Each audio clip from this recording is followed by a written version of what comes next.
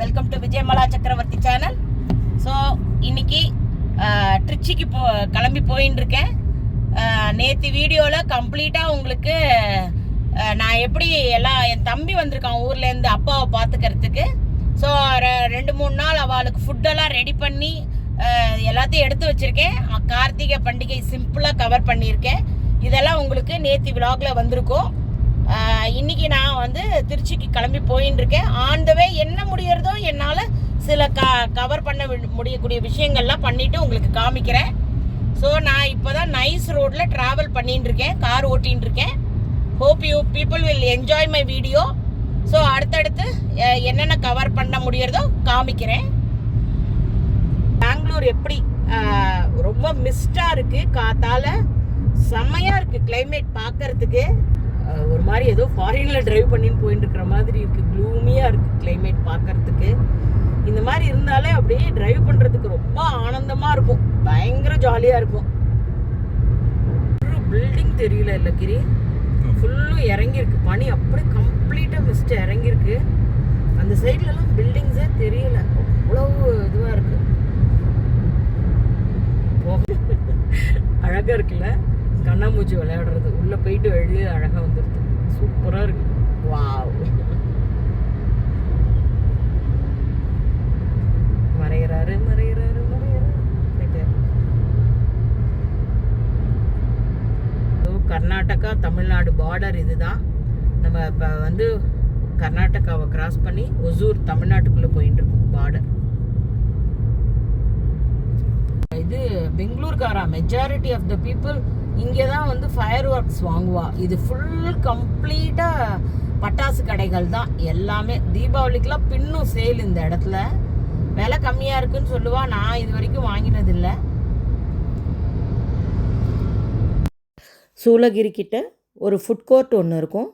Usually நாங்கள் பெங்களூர்லேருந்து கிளம்பினாக்கா ஒசூர்லேருந்து ஒரு 22 கிலோமீட்டர்ஸில் இந்த ஏரியா வரும். ஸோ இந்த ஸ்ரீகிருஷ்ணா இன்னில் தான் நம்ம வந்து எப்பயுமே பிரேக்ஃபாஸ்ட் சாப்பிட்றது. இது ஒரு ஃபுட் கோர்ட் மாதிரி ஏரியா. இங்கே வந்து உங்களுக்கு கஃபேடே இருக்குது, மெக்டோனல்ட்ஸ் இருக்குது, பெட்ரோல் பங்க் இருக்குது, ஏடிஎம் இருக்குது. எல்லாமே இங்கே நம்ம ஒரே இடத்துல யூஸ் பண்ணிக்கலாம். கொஞ்சம் பிரேக் எடுத்துகிட்டு, எஸ்பெஷலி ரெஸ்ட் ரூம் நல்லாயிருக்கும். நான் வந்து பொங்கல் வடை வாங்கினேன், அவர் இட்லி வடை வாங்கினார்.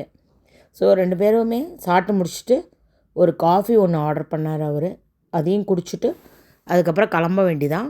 இந்த கடையில் நான் பொதுவாக சம்டைம்ஸ் வந்து அந்த இலந்த வடை, தேன் மிட்டாய், சின்ன வயசில் அந்த கமர்கட்டு, இந்த மாதிரியான சின்ன வயசு ஞாபகங்களை ஞாபகப்படுத்தக்கூடிய எல்லா ஸ்நாக்ஸ் வகைகளும் ஹோம்மேடு வந்து இந்த கடையில் கிடைக்கும்.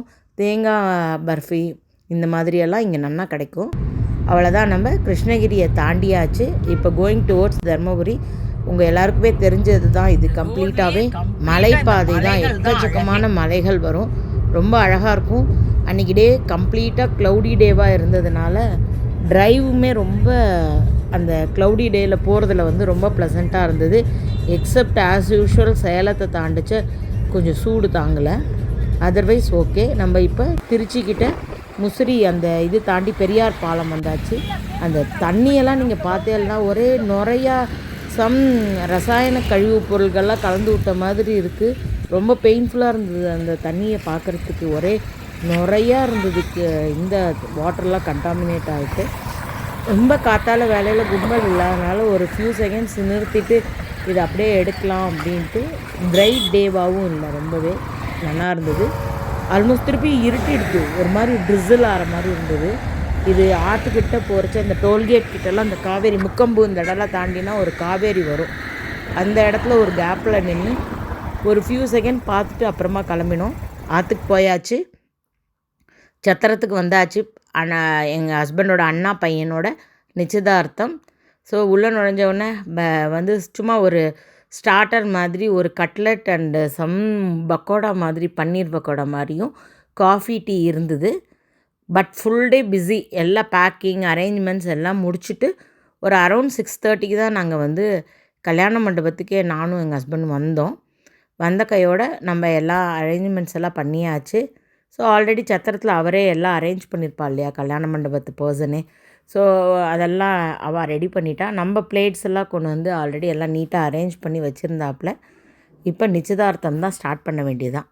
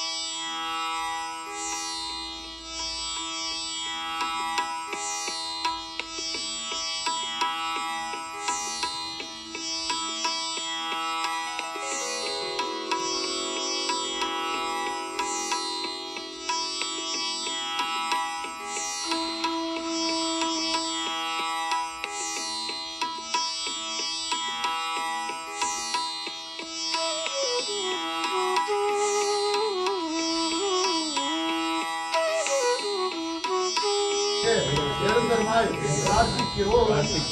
சோபனம் சோபனம் சோபனம் சோபனம் சோபனம்